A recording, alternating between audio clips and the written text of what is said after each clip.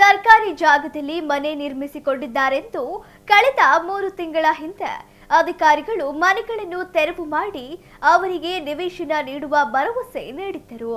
ತಾತ್ಕಾಲಿಕವಾಗಿ ಅವರಿಗೆ ನಿರಾಶ್ರಿತರ ಕೇಂದ್ರದಲ್ಲಿ ವಸತಿ ಕಲ್ಪಿಸಲಾಗಿದ್ದರೂ ನೆಲೆ ಇಲ್ಲದೆ ಸೂರು ಇಲ್ಲದಂತಹ ಪರಿಸ್ಥಿತಿ ನಿರ್ಮಾಣವಾಗಿದ್ದು, ಇದೀಗ ಅವರಿಗೆ ನಿವೇಶನ ಮಂಜೂರು ಮಾಡಿದ್ದು ಮನೆ ಕಳೆದುಕೊಂಡವರಲ್ಲಿ ಸಂತಸ ಉಂಟು ಮಾಡಿದರೆ ಮತ್ತೊಂದೆಡೆ ವಿದ್ಯಾರ್ಥಿಗಳು ಅತಂತ್ರಗೊಂಡಿದ್ದಾರೆ.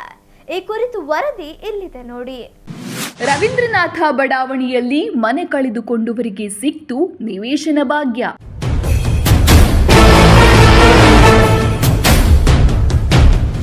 ಎಸ್ಒಜಿ ಕಾಲೇಜಿನಲ್ಲಿ ಮಹಾನಗರ ಪಾಲಿಕೆಯಿಂದ ನಿವೇಶನ ಮಂಜೂರು.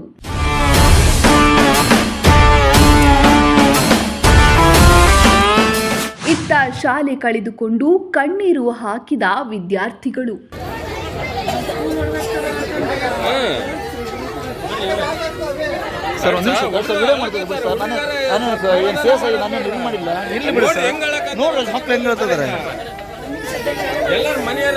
ಅಕ್ಟೋಬರ್ 11ರಂದು ದಾವಣಗೆರೆಯ ರವೀಂದ್ರನಾಥ ಬಡಾವಣೆಯಲ್ಲಿ ಸರ್ಕಾರಿ ಜಾಗದಲ್ಲಿ ಮನೆಗಳನ್ನು ನಿರ್ಮಿಸಿಕೊಂಡಿದ್ದಾರೆಂದು ಮಹಾನಗರ ಪಾಲಿಕೆಯಿಂದ 36 ಮನೆಗಳನ್ನು ತೆರವು ಮಾಡಲಾಗಿತ್ತು. ಇದರಿಂದಾಗಿ 36 ಕುಟುಂಬಗಳು ಸೂರು ಕಳೆದುಕೊಂಡಿದ್ದು, ಅವರಿಗೆ ತಾತ್ಕಾಲಿಕವಾಗಿ ನಿರಾಶ್ರಿತ ಕೇಂದ್ರದಲ್ಲಿ ವ್ಯವಸ್ಥೆ ಮಾಡಿದ್ದು, ಅವರಿಗೆ ನಿವೇಶನ ನೀಡುವ ಭರವಸೆಯನ್ನ ಕೂಡ ಅಧಿಕಾರಿಗಳು ನೀಡಿದ್ದರು. ಆದರೆ ತೆರವು ಮಾಡಿ 3 ತಿಂಗಳಾದರೂ ಕೂಡ ನಿವೇಶನ ಇಲ್ಲದೆ ಕುಟುಂಬಗಳು ಸಂಕಷ್ಟಕ್ಕೆ ಸಿಲುಕಿದ್ದವು. ಆದರೆ ಇದೀಗ ಸಂಕಷ್ಟದಲ್ಲಿರುವ 36 ಕುಟುಂಬಗಳ ನೆರವಿಗೆ ಮಹಾನಗರ ಪಾಲಿಕೆ ನಿಂತಿದ್ದು, ಅವರಿಗೆ ಎಸ್ಒಜಿ ಕಾಲೋನಿಯಲ್ಲಿರುವ ಪಾಲಿಕೆಗೆ ಸೇರಿದ ಜಾಗದಲ್ಲಿ 36 ಕುಟುಂಬಗಳಿಗೆ ನಿವೇಶನ ನೀಡಲು ಮುಂದಾಗಿದೆ. ರವೀಂದ್ರನಾಥ ಬಡಾವಣೆಯಲ್ಲಿ ನಮ್ಮ ಪಾರ್ಕ್ ಮತ್ತು ಓಪನ್ ಸ್ಪೇಸಲ್ಲಿ ಸುಮಾರು ಒಂದು 20 ವರ್ಷದಿಂದ ಮನೆಗಳು ಕಟ್ಕೊಂಡು ಗುಡಿಸ್ಲಾಕೊಂಡಿದ್ರು. ಅಲ್ಲಿ ಬಡಾವಣೆ ನಿವಾಸಿಗಳು ಕೋರ್ಟ್ಗೆ ಹೋಗಿ ಆದೇಶ ತಂದರು, ನಮಗೆ ಪಾರ್ಕ್ ಓಡಾಡೋಕ್ಕೆ ಜಾಗ ಇಲ್ಲ, ಇವರು ಇಲ್ಲಿಗೆಲ್ಲ ಕಟ್ಕೊಂಡಿದ್ದಾರೆ, ನಮಗೆ ನ್ಯೂಸೆನ್ಸ್ ಆಗ್ತಾಯಿದೆ ಅಂತ ರೀಸನ್ ಮೇಲೆ ಆ ಬೇಸ್ ಮೇಲೆ ತೆರವುಗೊಳಿಸಿ ಅಂತ ನಮಗೆ ಕೋರ್ಟ್ ಆದೇಶ ಮಾಡಿದೆ. ಆಮೇಲೆ ತಹಸೀಲ್ದಾರ್ ಅವರು ಅದನ್ನು ತೆರವುಗೊಳಿಸಿದ್ದಾರೆ. ತೆರವುಗೊಳಿಸಾದ್ಮೇಲೆ ಅವ್ರಿಗೆ 36 ಜನಕ್ಕೆ ನಿವೇಶನ ಎಲ್ಲ ಮಕ್ಕಳು ಮರಿಗಳು ಎಲ್ಲ ಇದ್ದಾವೆ. ಇವಾಗ ಗಂಜಿ ಕೇಂದ್ರದಲ್ಲಿ ಇದ್ದಾರೆ, ಸುಮಾರು 1.5 ತಿಂಗಳಿಂದ ಅವರು ಗಂಜಿ ಕೇಂದ್ರದಲ್ಲಿದ್ದಾರೆ.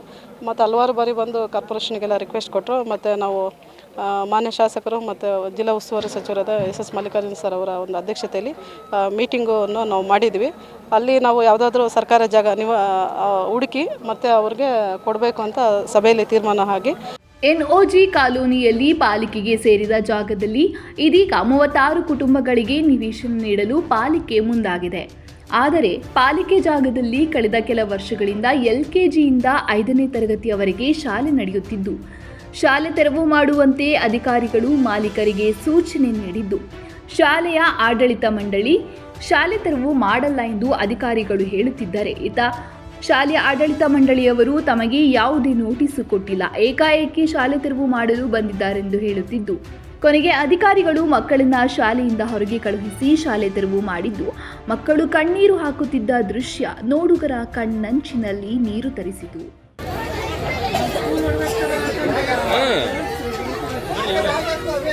ಸರ್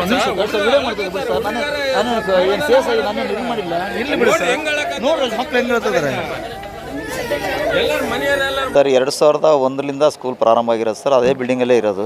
ಅದು ಬಿಲ್ಡಿಂಗು ಮೂಲತಃ ಇದ್ದಿದ್ದು 186/6 ಸರ್ವೆ ನಂಬರಲ್ಲಿ ಸ್ಕೂಲ್ ಇತ್ತು ಸರ್. ಅದು ಮೊನ್ನೆ ಅವರು ಲೇಔಟನ್ನು ಮಾಡಬೇಕಾದ್ರೆ ಸೈಡ್ ಸರ್ವೆ ನಂಬರ್ನವರು ಅದು ಒತ್ತುವರಿಯಾಗಿ ನಗರ ಪಾಲಿಕೆಗೆ ಇತ್ತೀಚೆಗೆ ಸೇರಿರೋದು ಸರ್. ಅದು ಆದರೆ ಮೂಲತಃ ಬಿಲ್ಡಿಂಗ್ ಇರೋದು 2001-2ರಿಂದ ಆ ಸ್ಕೂಲ್ ಅಲ್ಲಿಂದ ಶಾಶ್ವತ ನಡೀತಾ ಇದೆ ಸರ್.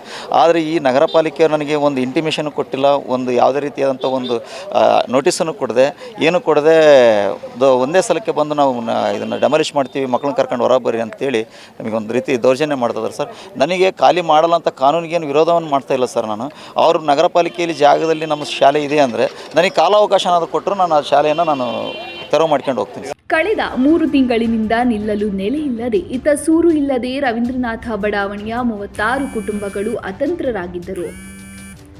ಆದರೆ ಇದೀಗ ಎಸ್ಒಜಿ ಕಾಲೋನಿಯಲ್ಲಿ ನಿವೇಶನ ಮಂಜೂರಾಗಿದ್ದು, ಜನರಲ್ಲಿ ಆಶಾ ಭಾವನೆ ಮೂಡುವಂತೆ ಮಾಡಿದೆ.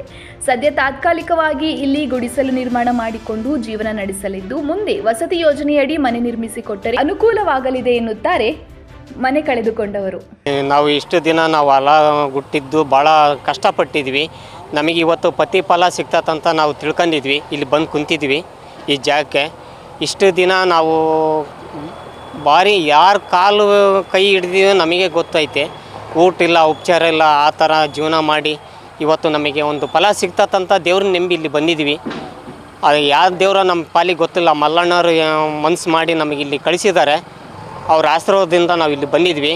ನಮಗೆ ಎಲ್ಲರಿಗೂ 36 ಜನಕ್ಕೆ ನಮಗೆ ಇಲ್ಲಿ ಜಾಗ ಸಿಕ್ಕರೆ ನಮಗೆ ಅದೇ ಸಾಕು. ಅವ್ರನ್ನ ನಾವು ದೇವ್ರ ಅಂತ ಬೇಡ್ಕೊಂತೀವಿ. ಈಗ 3 ತಿಂಗಳು ಆಶ್ರಮದಾಗಿದ್ವಿ ಇವಾಗ ಇಷ್ಟು ದಿನಕ್ಕೆ ಇವಾಗ ಮನೆ ಕೊಡ್ತಾ ಇದ್ದಾರೆ ನಮಗೆ ಮಲ್ಲಣ್ಣರು. ಅವ್ರಿಗೆ ಕೈ ಕಾಲು ಹಿಡ್ಕೊಂಡ್ವಿ, ಮನೆ ಇವಾಗ ಕೊಡ್ತಾ ಇದ್ದಾರೆ. ನಮಗೆ ಅಷ್ಟೇ ಸಾಕು ಬಡವ್ರಿಗೆ. ಇಲ್ಲೇ ನೀವು ಯಾಕಂದರೆ ನಮಗೆ ಮನೆ ಒಡೆದಾಗಿ ಮೇಲೆ ನಾವು ಬೀದಿಗೆ ಬಂದು 3 ತಿಂಗಳು ಕಷ್ಟ ಭಾಳ ಅನುಭವಿಸ್ಬಿಟ್ಟಿದ್ದೀವಿ ಸರ್. ನಮಗೆ ಮಲ್ಲಣ್ಣರ ಈಗ ದೇವ್ರಂತ ಕೈ ಬಿಟ್ಬಿಟ್ಟು ನಮಗೆ ಮಲ್ಲಣ್ಣರ ಕೈ ಹಿಡ್ದಕ್ಕೆ ನಾವು ಬಂದಿರೋದೀಗ. ನಮ್ಮ ದಾವಣಗೆರೆಯಾಗ ಮಲ್ಲಣ್ಣರ MLA ಆಗಿರೋದು ನಮಗೆ ಖುಷಿ ವಿಷಯ. ಯಾಕಂದರೆ ಈಗ 3 ತಿಂಗಳು ತನಕ ನಾವು ಪೇಚಾಡಿದ್ದು ಮಾಡಿದ್ದು ಎಲ್ಲ ಒಂದು ದೇವ್ರಿಗೆ ಪಾದಕ್ಕೊಂದು ಕಣ್ಣೀರು ಅದು ತಲುಪೈತೆಲ್ಲ ಗೊತ್ತಿಲ್ಲ, ಮಲ್ಲಣ್ಣರಿಗಂತ ತಲುಪೈತೆ. ಅದು ನಾವು ನೋಡ್ಕೊಂಡು ಕಷ್ಟನ ಸರ್ ದೇವ್ರು ಯಾರಿಗೂ ಕೊಡ್ಬಾರ್ದು ಅಂತ ಕೇಳ್ಕೊತ ಇದ್ದೀನಿ. ಒಟ್ಟಿನಲ್ಲಿ ಪಾಲಿಕೆ ಜಾಗದಲ್ಲಿ ಅಕ್ರಮವಾಗಿ ಶಾಲೆಯನ್ನು ನಿರ್ಮಾಣ ಮಾಡಿದ್ದಾರೆಂದು ಶಾಲೆ ತೆರವು ಮಾಡಿದ್ದು ಇದೀಗ ಮಕ್ಕಳ ಭವಿಷ್ಯ ಏನು ಎಂಬ ಪ್ರಶ್ನೆ ಮೂಡುವಂತೆ ಮಾಡಿದೆ. ಏನೇ ಆಗಲಿ ಇದೀಗ ಮನೆ ಕಳೆದುಕೊಂಡು ರವೀಂದ್ರನಾಥ ಬಡಾವಣೆಯ 36 ಕುಟುಂಬಗಳಿಗೆ ನಿವೇಶನ ದೊರೆತಿದ್ದು ಮನೆ ಕಳೆದುಕೊಂಡವರ ಬದುಕಿನಲ್ಲಿ ಆಶಾಜ್ಯೋತಿ ಮೂಡುವಂತೆ ಮಾಡಿದೆ. ಕ್ಯಾಮರಾ ಪರ್ಸನ್ ರಾಕೇಶ್ ಜೊತೆ ಅಣ್ಣೇಶ್, ವಂದನ ನ್ಯೂಸ್ ದಾವಣಗೆರೆ.